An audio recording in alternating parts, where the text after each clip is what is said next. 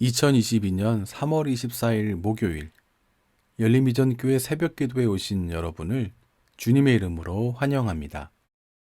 오늘 함께 보실 말씀은 레위기 14장 21절로 32절입니다.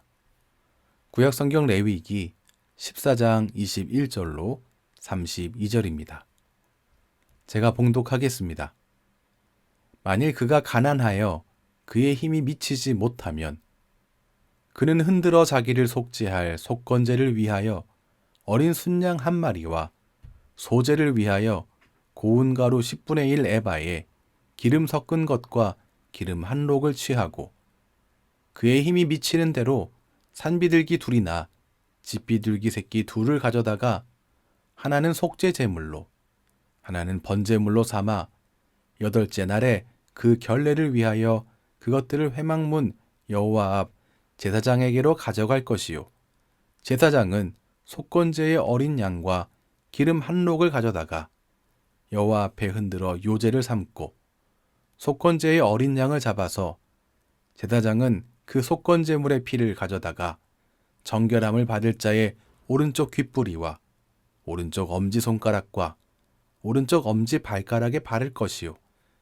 제사장은 그 기름을 자기 왼쪽 손바닥에 따르고 오른쪽 손가락으로 왼쪽 손에 기름을 조금 찍어 여호와 앞에 7번 뿌릴 것이요 그 손의 기름은 제사장이 정결함을 받을 자의 오른쪽 귓뿌리와 오른쪽 엄지손가락과 오른쪽 엄지발가락 곧 속건제물의 피를 바른 곳에 바를 것이며 또 그 손에 남은 기름은 제사장이 그 정결함을 받는 자의 머리에 발라 여호와 앞에서 그를 위하여 속죄할 것이며 그는 힘이 미치는 대로 산비둘기 한 마리나 집비둘기 새끼 한 마리를 들이되 곧 그의 힘이 미치는 대로 한 마리는 속죄제로 한 마리는 소제와 함께 번제로 드릴 것이요 제사장은 정결함을 받을 자를 위하여 여호와 앞에 속죄할지니 나병 환자로서 그 정결 예식에 그의 힘이 미치지 못한 자의 규례가 그러하니라. 아멘.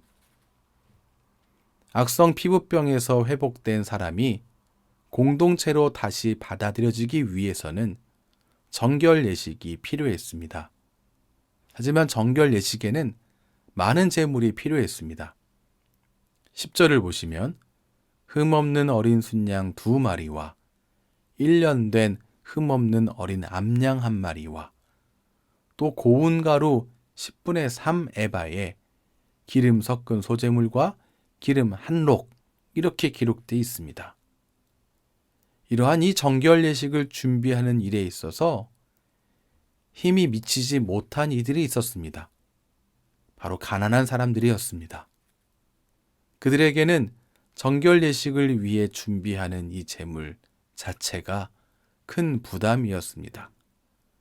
오랫동안 진 밖에서 격리되어 살았는데 생계를 유지하기도 힘들었을 것이 분명합니다. 그렇다면 가난한 이들은 정결 예식을 면제하는 게 옳을까요? 가난한 사람은 정결 예식이 필요 없을까요? 그렇지 않습니다. 하나님은 가난한 이도 번제, 소제, 속죄제, 속건제를 다 드리게 하셨습니다. 번제는 하나님과 화해하고 헌신을 새롭게 하는 의미가 있습니다. 속죄제는 성소를 정결하게 하고 소제는 충성하는 의미가 있었기 때문입니다. 가난한 자도 부한 자도 하나님 앞에서는 정결해지지 않는다면 하나님 앞으로 나아올 수가 없습니다. 따라서 하나님께서는 제사 자체를 면제하지 않으셨습니다. 경제적 상황이 하나님을 향한 의무를 멈추게 하는 일은 결코 있을 수 없다는 것입니다. 대신 하나님은 힘이 미치지 못하는 이들을 위해 그들의 재물의 양을 줄여주셨습니다. 22절을 보면 속죄제와 번제를 위해 드리는 2마리의 양은 2마리 산 비둘기나 집 비둘기 새끼로 대신하게 하심을 확인할 수 있습니다. 곡식 제물을 위해 드리는 곡물의 양도 10분의 3 에바 대신에 10분의 1만 드리게 하신 것을 볼 수 있습니다. 오늘 말씀은 일반적인 수량에 못 미치는 분량이 속죄에 영향을 주지 않는다는 사실을 알려줍니다. 제물의 종류 또는 제물의 양에 따라 하나님의 은혜는 증가하거나 감소하지 않습니다. 어떠한 종류나 어떠한 양에 신경 쓰는 것보다 오히려 하나님 앞으로 나아갈 때 주의하며 신경 써야 할 것이 있는데 그것은 바로 마음입니다. 고린도후서 8장 12절 보면 할 마음만 있으면 있는 대로 받으실 터이요 라고 기록되어 있습니다.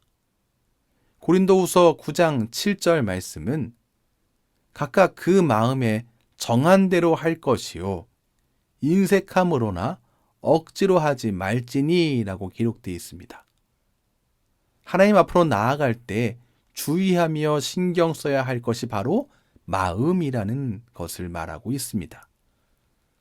누구든지 감사하는 마음으로 힘이 미치는 대로 하나님께 드린다면 하나님은 가난한 사람의 비둘기 한 마리도 기쁘게 받으신다는 사실입니다. 여러분, 하나님이 원하시는 것은 드리는 자의 마음이란 사실을 기억하시기 바랍니다. 하나님의 은혜를 받는 데 필요한 경건과 더불어서 은혜를 사모하는 마음을 놓치지 않는 우리 모두가 되길 바랍니다. 이렇게 분량을 줄여주셨지만 그대로인 것도 있습니다. 속건제에는 이 특별 규정이 적용되지 않았습니다. 21절을 보면 속건제물로 드릴 순양 한 마리와 기름의 양이 그대로 유지된 것을 확인할 수 있습니다. 가난한 이, 힘이 미치지 못하는 이도 같은 제물을 준비해야 하는 것을 통해 우리는 속건제가 이 회복 절차의 핵심이다라는 사실을 알 수 있습니다. 제사장은 속건제를 위해 드린 어린 양을 잡아서 그 피를 발랐습니다. 어디에 발랐는가? 병이 나은 사람의 오른쪽 귓부리와 오른쪽 엄지손가락, 오른쪽 엄지발가락이었습니다. 귓부리, 손가락, 발가락은 우리 몸의 머리와 가슴, 발의 끝부분을 가리키는 것으로서 몸 전체를 나타냅니다. 그의 몸 전체가 피로써 정결케 되었음을 의미합니다. 또한 28절을 보면 피를 바른 위에 기름을 덧발랐음을 확인할 수 있습니다.